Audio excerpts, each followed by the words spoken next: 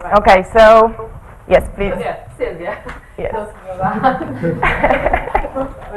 Political, application to political science. Yes. So I'm a comparative politics student with a specialization in network science. So my presentation will not include actually any algorithms and any formulas. I hope that would be a relief for, for some of you. But I will show you some interesting graphs and some interesting intuitions about state capture.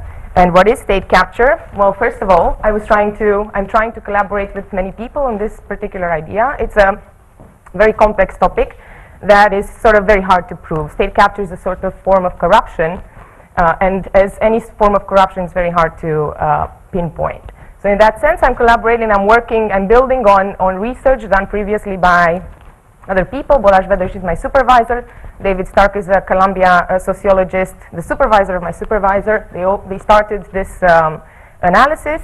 And then I'm collaborating with Larry King and Mishi Fazekas, who's here in the room as well, thank you, on public procurement data, with Johannes Vax on data mining and motif detection, and with Adam Seidel and Miklos Koren, two economists, on more data collection, because that is some of the most important part of the study. So what is the difference between state capture and corruption? Well, state capture is a very typical form of corruption that can be actually quite legal. So you basically have businesses and politicians, or business and politics coming together in such a way that they bend the rules of the game that favor some actors to the detriment of the public good. So you have, the distribution of resources is highly skewed towards some particular actors as opposed to the others. And the way typically in political science we think about the evolution of state capture is that, you first start with petty bribery, local level administrative corruption, and then as time progresses, these connections sort of institutionalize, and then these actors form tight networks of business and political organizations that work together very closely in order to bend the rules of the game in their favor. So we have an intuition about state capture being a relational thing, but unfortunately in the political science literature, this hasn't been studied with networks or with the network approach. Typically the way we do it is that, in terms of methods, we do a lot of interviews and qualitative assessments of this. When it comes to quantifying corruption or state capture, we actually typically employ traditional statistical methods that assume independence of observations. So very rarely we would look at it from as a network phenomenon. So what I'm trying to do, or what we're trying to do, is really to bring this network phenomenon into question with the proper methods. So the motivation is really to try to see how the different, because if you try to read in the literature how the phenomenon comes about, the learning stops the moment you see that economists or economic sociologists or political sociologists or political scientists, they do not cite each other. There's no transfer of information, there's no transfer of knowledge, there's no accumulation of knowledge in this particular respect. So what we're trying to do is first look and try to account for both politics and business at the same time. We try to tackle this interdependency, and we try to input, as opposed to relying on perceptions of corruption, we try to input some sort of objective measurement of corruption risks. The data that we use, so my study is basically made of two parts, more or less. The first part is more developed at this stage than the last part, but we're planning to have, by the end of November, the second part as well done. But what we're trying to do is we use interlocking directorates. We were thinking about a venue where politics and business come together, where we don't have to assume corruption from the beginning. So that would be collaboration of politicians sitting in boards of directors of large companies. And the reason why we chose Hungary is because Hungary is a very interesting case. It's a post-communist country, and it used to be leading the pack of transition, basically. With, in terms of liberalization of the market, in terms of political stabilization, very low political volatility. So, it seemed to be one of the most successful transitioning countries. But then something happened in the meantime, and now actually Hungary is considered more or less a captured state, in the sense that, you have very centralized, very powerful politics, that collaborates very closely with certain businesses, and then these are the people that receive all the benefits, or most of the benefits, at the detriment of the public good. So we're looking at this, at this venue of political and business trying to collaborate together, and then see how politics influences this particular collaboration, which should be, resembling some sort of open competition and open collaboration in the business or in the economy. And then the second part of the data set we try to pinpoint this idea of state capture by looking at the particular case, that of public procurement. I think that venue is really the one where we can more or less confidently look at locking in of particular resources, and another example would be the accessing of EU funds. So we look in the second data set, we look at issuer winners, so public institutions that issue tenders for public procurement contracts, and then the winners as businesses that win these particular contracts. So basically the complexity of the whole problem comes from the fact that we look simultaneously, or we look in parallel at different things. At the individual level, we have business people, where you have CEOs, investors, owners of business, of large businesses, and then on the other side you have politicians that can be mayors, MPs, ministers. And then these represent different kinds of institutions, political parties or state institutions such as ministries, and then on the business side you have different businesses in different industries, different sizes, and so on. And then we also try to look at it over time, how they interact over time, and then at the end of it we want to understand how these corruption risks evolve in time. So basically the way we try to build this conceptual framework in which we look at the formation and evolution of business political networks, something that hasn't been done actually before. I mean, the literature is very, very thin on this particular aspect. Then we're trying to look at the interdependencies that come out from this interplay. We try to input objective measures of corruption risk as opposed to perceptions of corruptions. And then we look at a particular case of public procurement. And then the analytical framework that I'm using is really to try to look at the evolution of the network structure by comparing it to different stylized random networks. Then we employ a dyadic approach where we look at the business logic of affiliation in interlocking directorates and how this particular business logic holds or it doesn't hold in politicized companies. Then these two parts are the ones that need to be developed. At this point, they are only conceptually there. Empirically, we will look at them in the next months. One is motif detection for trying to build a vocabulary of corruption risks in public procurement. And the latest one would be doing some exponential random graph models to try to understand how different high and low corruption risk configurations come about. So what explains those particular configurations. So I think the first idea that in political science is done a lot is that we look only at one level of analysis and then we draw inferences to another level of analysis, and this is a very common fallacy that we do. So one thing that we can do with the network approach is look really at both levels of analysis and try to understand the different dynamics behind them. And what is very interesting to see here is that at the elite level, so at the individual level, there's a totally different dynamic than at the organizations that these individuals represent.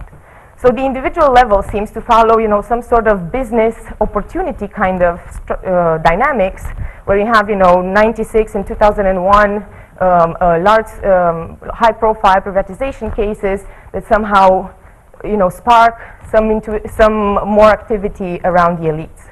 But then at the organizational level, there's a clear pattern around the election years. So you see that in 94, 98, and 2002, there were election years, so organizations, business organizations that have politicians or don't have politicians in them tend to have a different dynamics during electoral years. So there's an unintuitive interdependency that we often miss because we don't look. So then we tried to look at how the network structure of these organizations evolves over time. And what we did was we took the empirical networks and we preserved the size and the density of the networks and we compared them to stylized random networks. The first is an Erdős-Rényi network. The second is a core periphery network, a very unequal system. And the third one is a cellular kind of network where you have many disconnected groups. And what we see is very interesting. From 1989 until 92, there seems to be a lot of variation in the network structure of these particular companies. There's a lot of diversity. There's, a lot of uncertainty in the beginning. So there are all sorts of configurations. Mostly the unequal ones are kept together by politicians or by companies from the former regime that went into the new regime. So they were keeping the structure together. In 93, there's a breakdown in collaboration, and there's a restructuring of the whole relationship for some years. And then what is very interesting is that some sort of core periphery structure seems to get institutionalized. And then in 2006, again, there's a breakdown in collaboration. And the question is, well, this is something that we haven't seen before, this institutionalization of a very unequal system where some businesses or some organizations seem to, get access to all of these resources while the other ones seem to be cut off in the periphery. So then what we wanted to understand is, well, how is it that politicized and non-politicized companies, what is the business logic behind, how do they form ties together? And we built, here we built a dyadic, we looked at it from a dyadic perspective, and we wanted to understand, for example, we looked at the ownership structure, at the size of the firms, and the industry in which they were part of, and then we also looked at their presence in open and closed triads. An open triad would be, if the your two neighbors are connected or not to each other, so they're not connected in the open triad, and in the closed triad they are connected to each other. And then we subsampled we cut the data into two. We looked at the non-politicized and the politicized companies separately. And what we see really, so here with different colors, we have we did a logistic regression, and these are the strength of the coefficients that came out of the regression. And the orange is a negative effect, and the green is a positive effect, and the darker the color, the more important the power of that particular coefficient. So what we see immediately is that there is a difference, an intuitive difference between the two. But I think what's most different between them, we try to look here. Here we did a Pearson correlation of the regression coefficients, and we tried to see what is how similar or how different are these particular sets of actors in terms of affiliating with each other. And the first thing that we see is, of course, that the presence in open triads is negatively correlated in the non-politicized companies, but positively correlated in the politicized companies. And what this means basically is that there is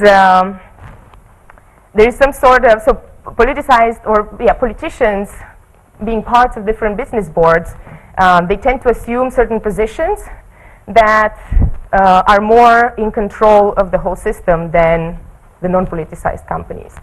And when we try to look at the saliency of this business logic, so connecting to other companies based on ownership structure, industry, size, etc. This is the model fit of this particular, it's a log likelihood, the difference in log likelihoods between our models and a model that only has a constant. And what we got out of it is basically saying that with blue we see that the business logic continues to increase, but in the non-politicized companies, this business logic, in the politicized companies, this business logic doesn't hold anymore. It doesn't hold that strong anymore. And another interesting thing that we also observed is that we looked at the local efficiency, which is basically the local clustering coefficient, and the global efficiency, which is the global transitivity. And what we were trying to understand is, well, how fast can information travel on these particular network structures. And what we see is something very unintuitive, which is that at the local efficiency, non-politicized companies tend to have an advantage, but at the global level, it's the politicized companies that have an advantage. And this is somehow in accordance with our intuition about how the system changed in Hungary, and why politicized companies, the presence of politicians in boards of directors has a bigger impact in over the economy, basically. So then we also looked at the exact political positioning, and what we observed is that with red you can see the politicized companies is they assume this very central position in the network structures, and they also tend to be, the network assortativity tends to be very, tends to be negative, which means that small companies, small degree companies tend to connect to large degree companies, so you have this hub effect in the networks. So basically, up until now, we wanted to understand the context in which politics and business collaborate, and what we understood so far is that politics tends to assume a very powerful position in the networks that allows them certain advantages in terms of control in the system. And this is something that we didn't see before, and we couldn't understand from not looking at it over time and how it progresses. And also, we've seen that they lock down into a very unequal structure that is not favoring some and then the others. And then finally, what we're trying to do with this corruption risk index, which was developed by Nishi and his co-authors, this is a deviation approach to public procurement contracting. Basically, there are 3 dimensions: submissions, assessment, and delivery. And the higher the score here on all these different dimensions, the more corruption risk associated with that particular public contract. And this is a snapshot from 2009, this is from 2012, and what we see here is that in 2009 there seemed to be less centralization. In 2012, after the government change, when there was a lot of centralization of power, then the system also tended to close down like this. So what we're trying to do next is really to look at different configurations, because state capture doesn't really happen in a dyadic approach. It really happens in a group approach. So what we're trying to understand is how different businesses collaborate with different state organizations and try to lock down, different resources. One is like asset hiding, crowding out, coordinated bidding, and so on. So these are different configurations of business political ties in public procurement that we can investigate perhaps with motif detection. And here's just an example, since we don't have the results yet, of how this would look like. And what we're trying to aim at is understand, for example, let's say that the red ones would be corrupt, high corruption risk configurations, and then the yellow ones would be the low corruption risk, and then we want to understand how frequent they are over time, and then, what is the probability of them to, to multiply. And then finally, we look at the organizing principles of open competition, corruption, and state capture in public procurement. And we formulate, broadly speaking, the whole thing is much more detailed, but broadly speaking, we formulate 3 hypotheses. Open competition hypothesis would mean that there's no particular systematic grouping that explains explains a high corruption risk configuration, for example. Then the selection hypothesis would be something that for high corruption risk configurations where the actor covariates matter, so the kind of the institution, the kind of business winner, the political leaning of a particular organization, and so on. And then finally, what would pinpoint state capture would be the influence hypothesis, where is this very strong network effect. Where, for example, the existence of a prior contractual tie between the organizations influences the probability of a tie, high corruption or low corruption tie, and then preferential attachment to active issuers or active or popular winners, and then sharing a common third partner, and so on. So, thank you for your attention. I know I was very fast, but I'm really looking forward to your questions. I was trying to cram everything.